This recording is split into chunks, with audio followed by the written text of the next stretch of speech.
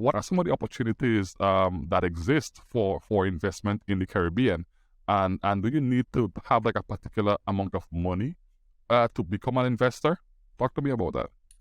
So let me just start by saying, when I started talking about money, I didn't particularly have an idea about the opportunities within the Caribbean. So when I was talking about money, it was from a more universal perspective.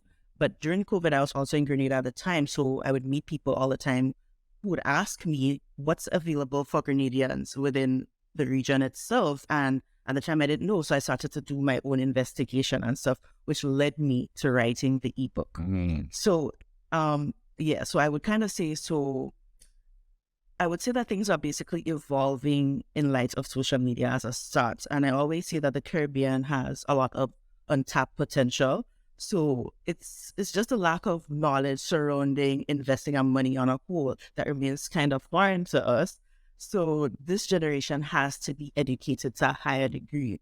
And that's why I started talking about it related to Caribbean people and stuff, because I'm from there. So I wanted to kind of use that as a stepping stone in the process and the journey. So I would say that it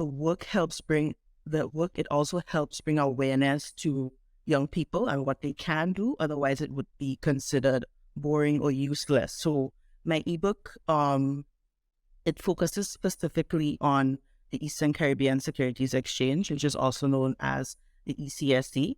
And the ECSC basically allows you to invest your money into stocks, bonds, treasury bills, and so on. So whether you get money from your 9 to 5, 8 to 4, whatever it is, whether you have a business and you want to put some money into shares or so, whether your grandmother gave you $500 and you have no idea what to use this $500, that's a perfect opportunity to say, okay, well, let me go see what companies I can put my money into and what companies I can be a part of. So as a general rule of thumb, it really depends on, your age, your risk tolerance and things like that. But because I am specifically, or at least I try to target my age range, which is, I'm 29 years old. So from at least 18, whatever, to 45, whatever. Unless I would like to tell people, I like to tell them 500 is a great place to start. Right. I live in New York where the opportunities are more, it's endless in an investing sense. So you could invest as little as $1, $10 here. But in terms of the ECSC, it might be a little more different. So I would just say it's probably a better place to start at 100. If you go into Co-op Bank or so, they might tell you otherwise.